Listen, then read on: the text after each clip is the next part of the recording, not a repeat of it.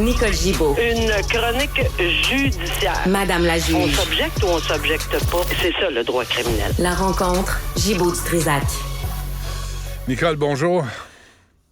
Bonjour, Benoît. Mène-moi de bonne humeur tout de suite en commençant. Des nouvelles du père de cette pauvre petite de Granby là, qui est en détention depuis janvier 2022. Oui, bien, la bonne humeur, elle est partie rapidement lorsqu'on avait... C'est de là que ça part, là. Il faut quand même être logique dans tout ça, là. Ça part de la sentence. Tu sais, le monsieur qu'on nomme pas, qu'on sait pas, je ne sais pas son nom, on ne peut pas l'affilier, mais on sait que c'est le père, le géniteur là, de la petite fille de Granby. Et lui, il a écopé de 4 ans de prison parce qu'ils ont réduit un chef de séquestration. La couronne a réduit un chef de séquestration et, fort probablement pour des raisons qui ne sont pas évidentes, mais pour tout le monde, un peu plus pour moi qui peut peut-être comprendre dans les circonstances comme juriste, là, qu'est-ce qui se passait à l'autre procès, puis est-ce que le témoignage... Bon, enfin, il y a plusieurs questions, mais de toute façon, c'est fait. Alors, on part d'une sentence de 4 ans qui, parce qu'il avait fait de la détention préventive, est réduit à 3,5. Et on a la loi des libérations conditionnelles, sur les libérations conditionnelles qui s'applique. Puis là, il y a des termes.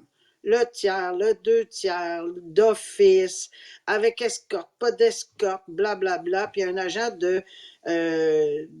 du service qui suit cet individu-là. Il a demandé sa libération conditionnelle. Première fois qu'il a pu, il a levé le drapeau. Il a dit hey, « moi, je veux sortir ». Ça faisait X nombre de temps, là, à peine, je ne sais pas combien de temps. La commission a dit non.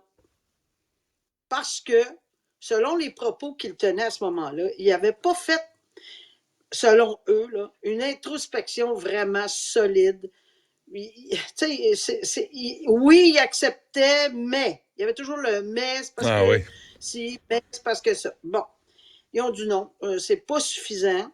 Ils ont repoussé la décision. Ça, j'entendais un commentaire de gens spécialistes en matière carcérale qui disait que c'est rare que la commission remet à une autre date. Parce qu'il est allé en appel de cette décision-là. La commission des libérations conditionnelles, division appel, a dit non. La première décision est bien fondée. On ne vous libère pas. Mais ils ont fixé un rendez-vous à là, en novembre cette semaine. On le sait pourquoi. Regarde, là. Encore une fois, basé sur la sentence de 4 ans, mais qui restait juste 3 ans et demi. Il sort d'office en mai 2024, qu'on aime ça, qu'on n'aime pas ça, qu'on se roule à terre, qu'on se roule pas à terre. La famille est désespérée. Moi aussi, mais moi, je recule 4 ans en arrière, pas 4 ans, mais en 2022.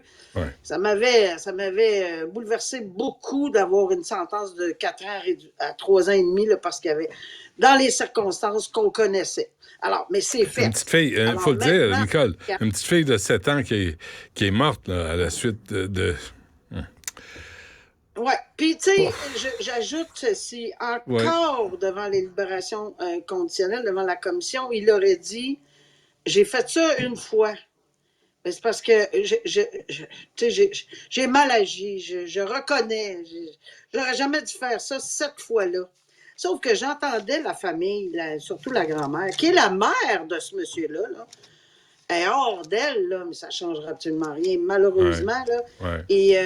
Mais même le frère, Nicole, même le frère de la petite qui en parlait aussi, là, comment il la traitait au quotidien. Ben ça, je ne sais pas parce qu'on n'a pas de détails, parce qu'il y a vraiment des ordonnances de non-publication, là, mais je sais que la grand-mère, elle, a un visage voilé, pas de nom, etc., elle a indiqué qu'elle n'y croyait pas du tout, que c'est son fils. Et que malheureusement, elle va être obligée de vivre avec cette décision-là.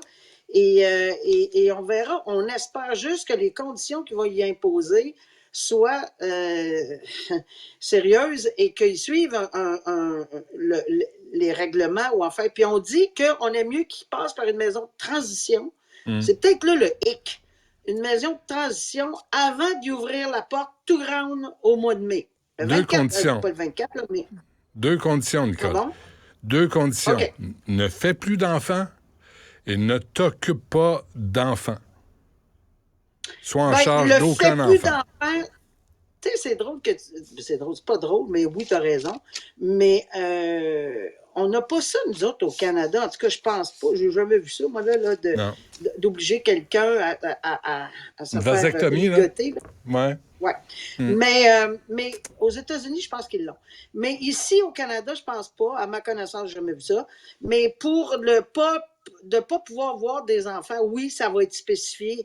Tout en bas de 16 ans, sauf s'il y a un autre enfant, et on sait qu'il y en a un autre, seulement avec l'autorisation de la DPJ.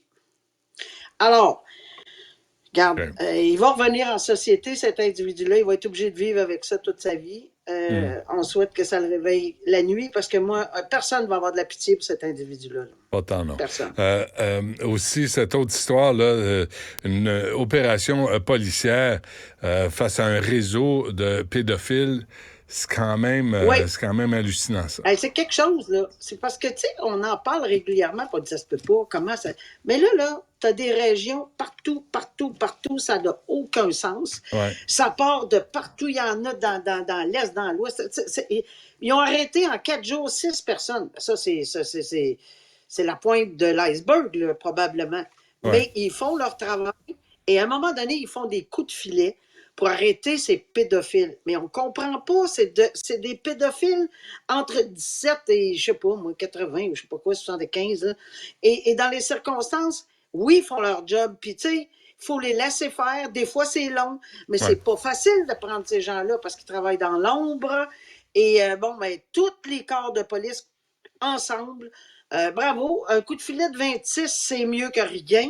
Ouais. Et si on peut les sortir, évidemment, du portrait et du décor de la pédophilie pour un temps, là, ça va être bien apprécié par tout le monde. Et qu'ils ne soient pas libérés, là. Qu'ils ne soient pas libérés en attente de procès. Mettez-les tous dans la même cellule avec un gros pot de vaseline, sacramouille.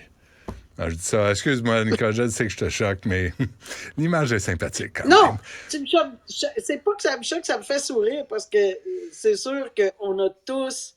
Tu sais, je suis certaine qu'il y a bien des gens qui pensent comme toi, mais évidemment, après avoir fait 40 ans de droit et avoir siégé 23 ans, non, je n'irai pas là. Ce qu'on appelle un droit de réserve, hein? C'est parfait, on va respecter ça. J'en ai pas, moi, qu'est-ce que tu veux faire? J'en ai pas, j'en profite, qu'est-ce que tu veux? Hey, merci, Nicole, porte-toi bien, à lundi. À lundi, au revoir, Benoît, bye. Depuis 2010.